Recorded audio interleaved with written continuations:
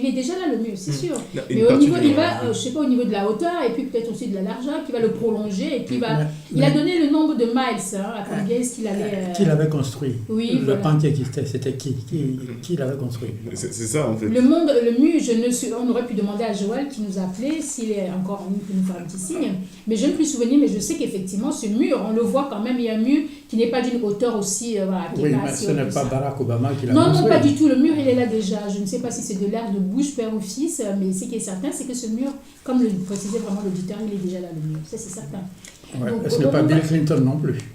Non, mais là, c'est très partisan, il faut faire très attention. Non, c'est-à-dire que... Il a aussi évoqué quelque chose de très important sur lequel justement devait revenir, c'est le pourcentage des votants. Voilà, on parle de 54%, vous avez parlé déjà du nombre de votes. Oui, du suffrage, au niveau du suffrage, du nombre des votants, effectivement, Hillary Clinton était, elle était en tête, elle avait reçu plus de suffrages que lui. Mais comme le système électoral, c'est pas un système au suffrage universel direct, il est indirect, donc ce sont les grands électeurs qui élisent le président de la République. Et c'est un peu quelque chose qui a été plus préjudiciable. Ça date d'aujourd'hui, on a vu avec Al Gore et Bush en 2000. On va revenir maintenant, on continue toujours dans la même lancée, dans notre émission. On va parler du rôle joué par la presse, le rôle des sondages, parce qu'il dit le rôle de la presse, le rôle des sondages, et également le rôle du FBI. Voilà. Parce qu'il y en a certains qui disent que si Hillary aujourd'hui a perdu les élections, comme l'a dit tout à l'heure, c'est que, il y a des choses qui sont... Il y a eu les emails, quand on parle du FBI, on parle de ces fameux courriels qu'elle a utilisé sa messagerie privée pour les faire. Est-ce que c'était normal qu'elle les fait? On dit non, ce n'était pas normal, mais sauf que en juin, le FBI nous faisait comprendre qu'après moult et maintes études, ils se sont rendus compte que oui, c'était grave, mais que ce n'était pas intentionnel. Voilà, affaire est close. À 11 jours des élections, on nous fait ressortir ça, soit dit, c'est pas sérendipité qu'on a découvert de nouveaux éléments. Par conséquent, on le remet à l'ordre du jour. Et à 2 jours des élections, on lui dit stop, c'est fini, affaire close, il n'y avait rien de spécial, c'était comme autrefois, c'est vrai, il n'y avait pas de nouveaux éléments, c'est-à-dire que, elle les a fait, elle n'a pas bien fait, cependant, ce n'était pas intentionnel. On laisse tomber l'affaire. Il y a 2 choses. Déjà, concernant les emails, ce n'est pas des petites choses. Ce n'est pas des petites choses. Elle était secrétaire d'État. Ce n'est pas une petite chose. Aujourd'hui, les emails peuvent être hackés. Elle peut transférer à certains de ses lobbyistes. Je vous ai dit, ce sont des VRP. Donc, elle a été payée. Elle peut forwarder des informations confidentielles. Mais sur ces emails, ce qui s'est passé, c'est qu'on a regardé son compte. On a regardé ses appareils, les appareils qu'elle a utilisés, c'est-à-dire son ordinateur portable, son téléphone. Et sur ces ordinateurs, finalement, on n'a pas trouvé grand-chose. Et on a remarqué, donc ça c'est Wikileaks qui a remarqué qu'elle a effacé plus de 35 000 emails ou quelque chose comme ça. Et donc, sur les... Snowden qu'on a accusé quand même de jouer un petit peu, oui, mais c'est un peu... pour Donald Trump, avec le concours de la Russie. Oui, mais regardez, ça c'est de la vraie démagogie, c'est détourner le débat. On lui pose une question claire. Vous avez dit ça, sur Wikileaks, on montre que sur d'autres emails, vous avez dit totalement le contraire. Et ce qu'elle vous répond, oui, mais ça c'est de l'espionnage russe, jamais notre campagne elle a été... Donc en fait, elle ne remet pas en cause ces faits. Elle n'a jamais remis en cause la véracité de ce que disait Wikileaks. Ce qu'elle remettait en cause, c'était le traitement pas juste du fait de l'espionnage soi-disant. Mais elle s'en était déjà, ça datait du mois de juin, donc elle s'en était déjà excusée. Elle avait reconnu depuis très longtemps. Cette histoire d'email là, c'est pas aujourd'hui qu'on nous a fait sortir et ressortir ça. Non, en fait, c'est... Le départ. Non, en fait, elle n'avait pas le droit de détruire ses emails. Oui, bon, je suis tout à fait d'accord avec ce qu'elle dit. Le problème n'est pas est-ce qu'elle est fautive ou pas. Tout le monde reconnaît que c'était une erreur. Mais, ouais. Donc, est-ce que ça a été fait de façon intentionnelle? Est-ce qu'il y avait un but inavoué là-dedans? Le problème qui est soulevé par la question, c'est le fait que ce problème avait déjà été soulevé par le FBI qui l'avait classé. Oui, mais j'allais y répondre. Et qu'il a rouvert une semaine si vous permettez, j'allais y répondre. Avant de le reclôturer. Juste pour y répondre, c'est ça que j'ai répondre. Donc, le FBI, l'affaire était close sur les éléments qu'elle leur a donnés, c'est-à-dire son portable et son téléphone. Ce qui s'est passé, c'est qu'il y a eu une enquête sur ses collaborateurs, et ce qu'on a remarqué... C'est que l'époux d'une de ses collaborateurs. Non, oui, mais l'enquête portait sur plusieurs de ses collaborateurs, en fait. Et sur un de ses collaborateurs, on a remarqué qu'il y avait des emails qu'elle avait envoyés, et c'est des emails qu'elle avait détruits. Donc l'enquête continue. Et donc oui, vous vous mettez à la place du président, du directeur du FBI, il sait que quelqu'un va être élu, il est toujours en train d'enquêter, et si cette personne gagne, ben on va Est-ce que vous y croyez, vous? Parce qu'à ce moment-là, Hillary Clinton a le vent en poupe. Elle est véritablement dans les sondages, largement au-dessus de les Bush. sondages, Et les puis, sondages. On parle de 5 ou 6 points. Les et sondages. du coup, on nous exhume cette histoire d'email. Et 2 jours avant, certains vous diront que ça a le temps de faire son effet. Même parce qu'il y a le vol anticipé aux États-Unis, voilà, c'est très bien. Voilà. Et selon déjà les premières tendances qui ouais. sortaient de là, c'était que Hillary avait presque 80 000, quelque chose comme ça de voix. Plus que, voilà. Donc on nous sort cette histoire d'email là, et on nous le met sur le tapis. Et à 2 jours, on nous fait non, c'est pas grave, c'est pareil qu'autrefois. Je dis, c'est le FBI. Et écoutez, monsieur, le FBI, quand même, ce sont s'ils veulent nous espionner, la manière nous espionne. Vous voulez nous faire croire que depuis longtemps, ils n'ont pas vu ça, soit dit, parce qu'on allait inspecter, regarder dans les documents de Pierre-Paul Jacques, on a redécouvert. Je vais dire, vous y croyez-vous à ça? Oui, je pense que cette analyse est totalement juste. Je ne pense pas qu'elle soit contestable du tout. À savoir que le FBI a soulevé le problème à 7 jours des élections. 11 jours, pardon. Et ce qui a provoqué la chute immédiate de Hillary Clinton dans les sondages. Et quelques jours après, quand l'affaire a été close de nouveau, elle n'a pas pu remonter suffisamment la pente. Elle a remonté un peu, mais pas suffisamment. Donc, objectivement, ce fait-là a été marquant. On a accusé le directeur d'avoir joué en la faveur de... Maintenant. Il est républicain déjà, le directeur du FBI, oui. c'est à noter. Il est républicain, mais je crois qu'il a été nommé par l'administration Obama. Obama, bien sûr. Bon. Pour sa probité. Voilà. Pour sa probité. Bon, donc je crois que maintenant, pour les faits matériels, je crois que c'est vraiment incontestable. Oui, voilà, ok, au moins. Maintenant, au niveau du jugement moral, ça c'est autre chose. Je ne sais pas. Personne ne peut dire. C'est peut-être en fonction de sa conscience que le directeur du FBI, à un moment donné, s'est dit « Ah, oui, je pense aussi. Il faut que je barre la route à cette dame-là. » Non. Pour telle ou telle raison. Et après, il dit non. Surtout qu'il semble que le FBI ne porte pas beaucoup, il arrive dans son... Donc, très apprécié de ce côté-là. Oui, donc ce qui m'échappe, ce sont les motivations profondes. Oui, je comprends. De cette personne. Si je peux répondre aux deux... Matériellement, ce qu'il a fait a joué sur les résultats, c'est clair. Non, c'est clair. Je pense que c'est clair, c'est à jouer. Après, bon, bien sûr qu'il y a une question morale. Je ne sais pas ce qu'il a fait. Moi, je pensais à de l'éthique, mais peut-être qu'il est biaisé. Et vous avez mentionné que le FBI n'aimait pas Hillary. Le FBI n'aime pas Hillary parce que, elle est incompétente. Deux... Attends. Déjà, je ne peux pas dire que le FBI n'aime pas Hillary. C'est ce que les médias américains nous font comprendre, qu'elle n'est pas très appréciée de ce côté-là. Elle n'est pas très appréciée de ce côté-là. Elle a été persécutée, oui. Mais... Persécutée par qui? Je crois que ce n'est pas parce qu'on attaque Hillary que chaque fois, il faut trouver une raison de mériter. En fait, non, c'est pas ça. C'est qu'il faut vraiment étudier l'individu. Les Clinton, il y a une série qui s'appelle... qu'elle est incompétente, à ce point-là. Non, mais attends, déjà... Mais elle est pas Beaufort, là. Non, mais elle et sa caste. C'est pas que personnel, elle et sa caste. Sa caste. Qui? Les politiciens. Il y a son mari. Non, c'est la caste des non, c'est pas le clan. C'est pas, quand je parle de tous ceux qui font de la politique politicienne, là. L'establishment. Elle reçoit de l'argent. C'est une VRP. Elle ne travaille pas pour les Américains. Elle reçoit de l'argent de lobby et elle travaille pour ces lobbies. C'est un fait avéré. Elle a fait des guerres. Elle a changé des lois par rapport à l'argent qu'elle reçoit de ses lobbies. C'est pas et c'est le système qui veut. C'est entre guillemets. Non, je suis pas d'accord. Je crois que c'est une accusation. Qu'elle reçoive de l'argent de lobby, c'est clair. Donc elle est accusée d'être l'amie de milieu financier.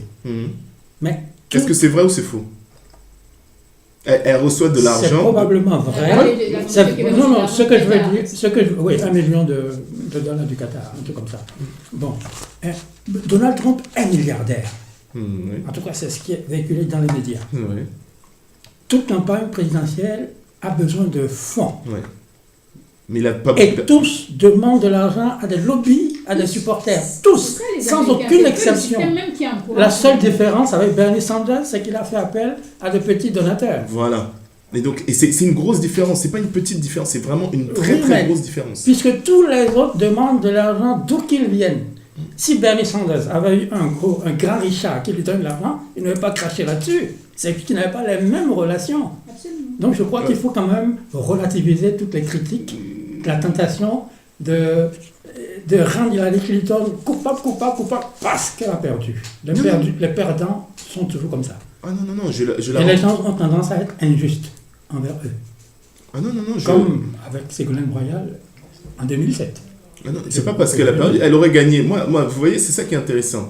Vous avez mentionné il y a quelque temps que vous auriez aimé partager votre vision vis-à-vis du candidat Trump qu'il aurait pu gagner vous, sur les réseaux sociaux. Ouais. Je l'ai fait.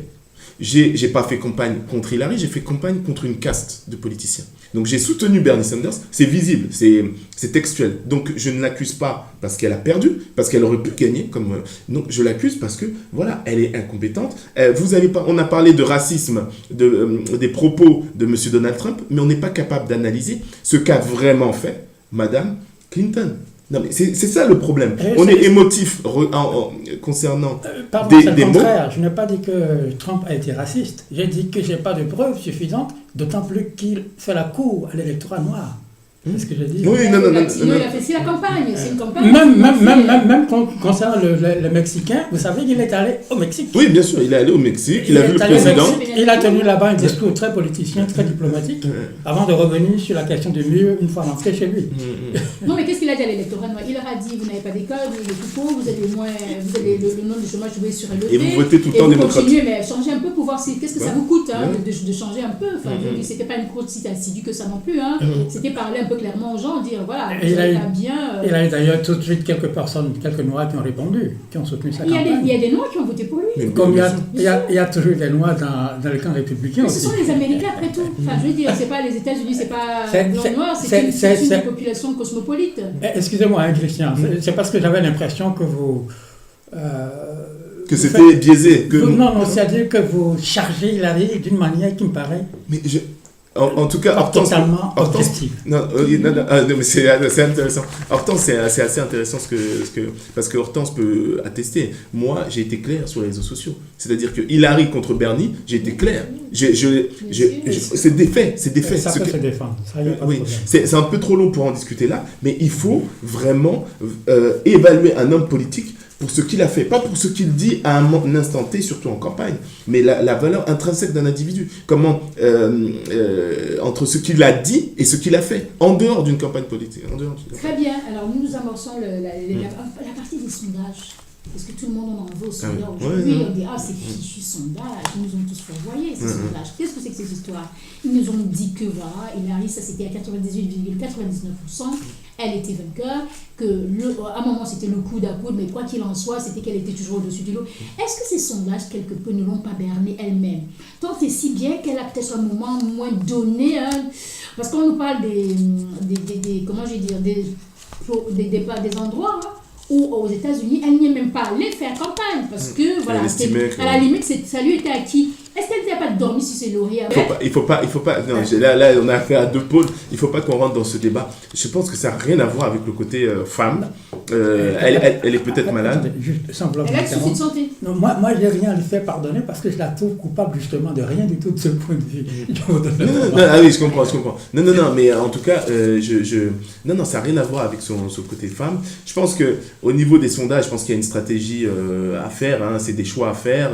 Donc, on a les éléments, on a sa santé, on a les sondages. Il faut savoir que les sondages, la seule vérité des statistiques, c'est qu'elles sont vraies jusqu'à ce qu'elles ne soient plus vraies. En fait, c'est l'unique vérité en fait des statistiques. Et puis les instituts de sondage, eux, ils se font de l'argent.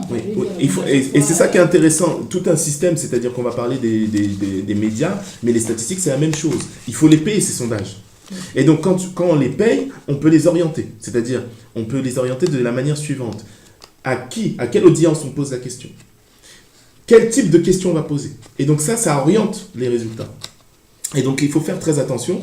Et moi, j'ai écrit un article justement sur ça, c'est quel est l'impact justement des sondages? On n'en parle pas de cette statistique, mais quel impact ont les sondages sur la population? Okay. Mais donc en gros, ce que j'essaie, cet impact il doit être positif, hein, sinon on ne paierait pas les instituts de sondage aussi cher. Mais il faut bien voir cette réalité. Les sondages sont des outils marketing. Voilà. Ouais, il faut ajouter peut-être à ce fait le fait que même quand on dit du mal de vous, le fait qu'on parle de vous, ça peut à un moment donné ou à un autre se transformer en atout. Trump était partout. Partout. J'ai vu les photos de ces femmes, de toutes ces femmes sur les réseaux sociaux et même de son actuelle, à l'époque où elle était mannequin, avec des photos de charme, avec des gens qui croyaient qu'ils ne pourraient jamais accéder au pouvoir, en disant voilà ce à quoi peut ressembler la prochaine première dame. Et oui, mais parce qu'on est revenu sur le fait que son épouse vient du côté de l'Est, qu'elle parle un très mauvais anglais, donc quelque part ça fait rigoler un petit peu quelques-uns qui disaient il avait accusé Barack Obama de ne pas être un vrai américain, mais lui va rentrer à la Maison Blanche avec une qui n'est pas une vraie américaine, d'autant plus qu'elle parle un anglais en disant l'anglais il est médiocre. Vraiment, son anglais est complètement médiocre. Mais honnêtement, je n'ai pas vu qu'on l'ait vraiment critiqué, qu'on l'ait beaucoup critiqué, sauf pendant son discours, parce qu'elle a plagié Michelle Obama. Très bien, nous allons faire une courte pause. Alors là, pour une musique, je crois que ça annonce l'avenir de ce que nous attend le programme. Hein, le programme est un peu pourri là. Hein. Voilà, très bien, merci beaucoup à la technique. Et oui, il secoue la tête, mais c'est ça, vraiment, cette musique, elle est un peu comme le personnage que nous allons peut-être, je m'excuse entre guillemets, ça n'engage que moi, dont nous allons parler. Alors on revient maintenant, après avoir décortiqué les primaires, décortiqué la campagne des uns et des autres, les programmes, quelque peu, on revient maintenant on amorce la dernière partie, on va parler de M. Trump, de ses promesses de campagne, élu, et maintenant, va-t-il les réaliser ? Ça, c'est la grande question. Les promesses sont une chose, la réalité du pouvoir en est une autre. On a vu qu'il y a 2 jours, M. Barack Obama a reçu M. Donald Trump dans la Maison Ovale pour une visite initiatique, si on peut dire ainsi. Ce qui était prévu pour quelques minutes a duré plus d'1 heure et demie. Et M. Trump a dit d'ailleurs que si c'était que lui, ça aurait pu continuer. Et aux dernières nouvelles, on a entendu que concernant l'Obamacare, auquel il disait qu'il allait complètement le démonter, il n'en est plus question, il ne va pas le démanteler, il va amender certains. Donc, quelque part, le gros de cet Obamacare va rester. Et la question, c'est, est-ce que petit à petit, M. Trump, qui n'a même pas encore pris ses fonctions, parce que ce sera le 20 janvier, mais prendra-t-il, est-ce qu'il ne se rend pas compte là maintenant que la campagne c'est autre chose et que le pouvoir, ce n'est pas le monde économique. La politique, c'est tout autre chose. Quoique dans le monde économique, il y a des bribes de politique, mais c'est une autre politique. Et que ce ne sont plus ces entreprises, il a des milliers d'employeurs, mais là, il a plus de 250 millions de personnes en face. Et qu'il y a ces opérateurs économiques, il y a il y a le FBI qui est là, il y a Wall Street qui est là, et que c'est trop compliqué. On gère tout un conglomérat de choses. Est-ce que ça, aujourd'hui, ne fait pas prendre conscience à M. Donald Trump que il faut peut-être que je mette un petit peu d'eau là dans mon vin. Oui, non mais c'est clair, mais ce que vous dites en fait c'est assez marrant parce que quel que soit le président, c'est la même chose. Quand vous avez votre permis de conduire, c'est pas quand vous avez votre permis de conduire que vous savez conduire. Et donc c'est la même chose, c'est-à-dire que c'est pas parce qu'on a gagné les élections présidentielles qu'on sait directement être un bon président, etc. Est-ce qu'on sera c'est pas une question de bon président, c'est est-ce que ce qu'il a promis va les réaliser, c'est ça, parce qu'il est, oui. On est en campagne, c'est une campagne marketing. On dit ce qu'on doit donc, dire pour être élu. Ces électeurs ont été floués parce qu'ils attendent mais tous les politiciens, tous les politiciens font ça. C'est ça que pourquoi il va remettre les mines de charbon en marche. C'est ce qu'il a promis à ceux qui ont perdu le travail. Attendez.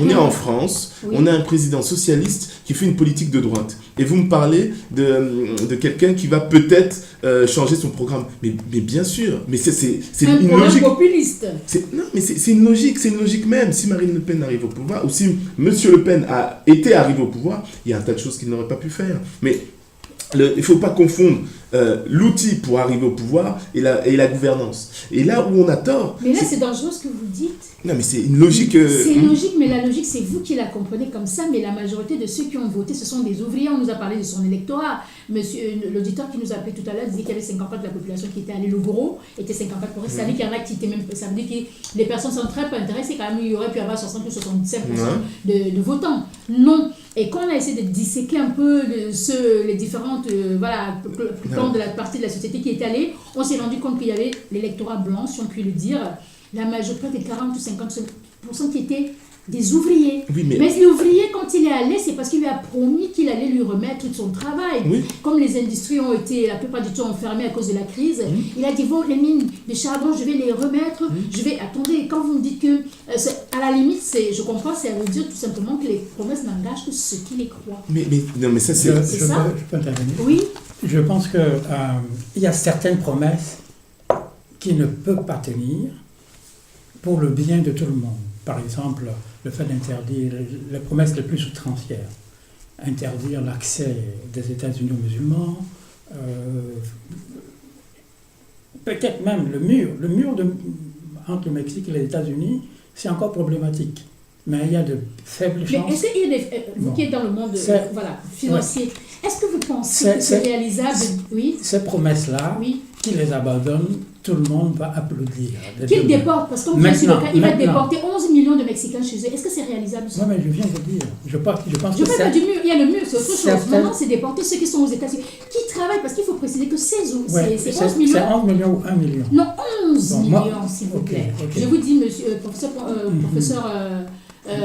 Utondi, c'est 11 millions. Bon. Il va les déporter au Mexique. Mais ces 11 millions, ce sont des gens qui travaillent et payent leurs impôts aux États-Unis. Mais est-ce que vous pensez l'impact économique que cela aura? Nous sommes en train de dire la même chose. Oui. Je suis en train de dire qu'il ne peut pas tenir de telles promesses outrancières. Et en réalité, d'ailleurs, je ne crois pas que les 11 millions s'appliquent aux Mexicains en particulier. Ils parlent des sans-papiers.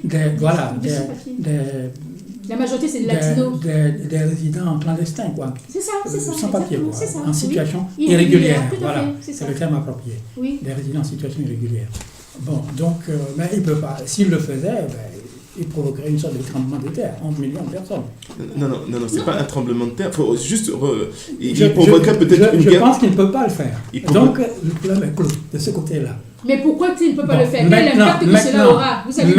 Maintenant, les promesses économiques, les promesses sociales, ce qu'il y a de plus positif dans ces promesses, je crois que c'est une bonne chose de lui accorder au moins le bénéfice de la bonne foi, en sachant que l'important peut être de lutter pour pouvoir réaliser ces projets-là.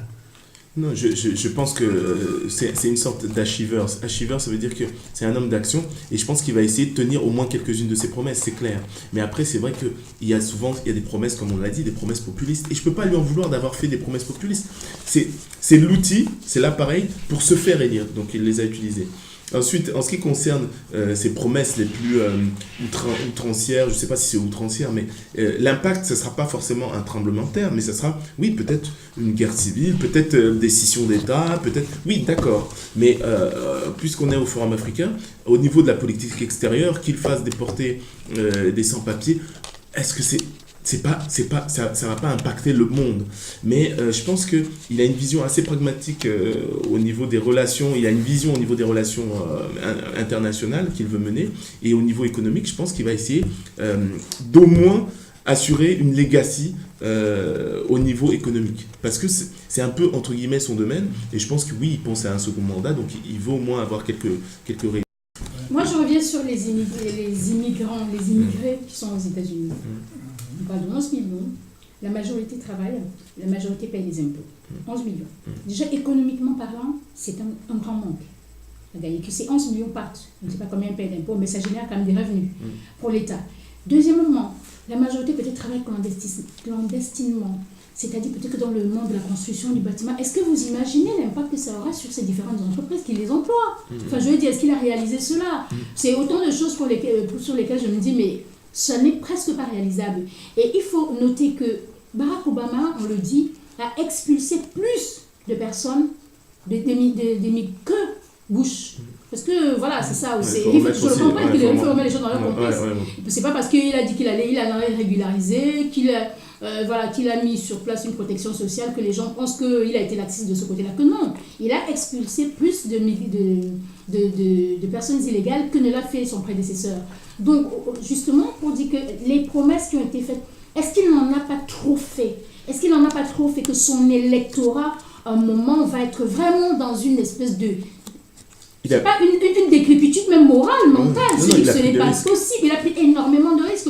On le voit maintenant. Il a rencontré Barack Obama. Il est revenu sur ce qu'il a fait tout au long de sa campagne. Il a dit qu'Obamacare, c'était une ineptie, c'était une insulte, c'était un mépris. Aujourd'hui, après l'avoir rencontré, qu'ils aient discuté, il dit non, on ne va plus la démanteler. On va juste apporter quelques amendements. Le gros de de ce plan Obamacare restera. On voit comment il n'a même pas encore pris le pouvoir. Petit à petit, il commence à lâcher du lest. Ce matin, d'après ce que j'ai suivi et écouté dans les informations, il a dit que Bill Clinton l'avait appelé et qu'il avait été très aimable avec lui et qu'il voulait travailler avec lui. Donc, voilà. Déjà, Obama, il a dit qu'il avait hâte de travailler avec lui. Déjà, quelqu'un comme Obama, ils ne s'étaient jamais rencontrés. Ils ont passé 8 années à se lancer comme ça, l'un l'autre. L'autre le considérait comme un incompétent, qu'il n'était pas américain, etc. Mais aujourd'hui, il l'a rencontré, il a dit qu'il était honoré. J'écoutais les journalistes qui disaient qu'il était même intimidé quand on l'a vu aller, quand Obama l'a reçu. Il était intimidé auprès de lui, de ce président qu'il a longtemps moqué. Et l'autre l'a considéré, puis c'était très marrant parce que l'autre avait dit oui, je suis incompétent, mais moi j'ai été élu président. Un peu genre, tu le sauras jamais, mais voilà qu'il est là devant lui. Non, tout à fait. Bon, maintenant le défi c'est est-ce qu'il fera aussi 2 mandats comme lui, ça c'est autre chose. C'est ça la question. C'est la question.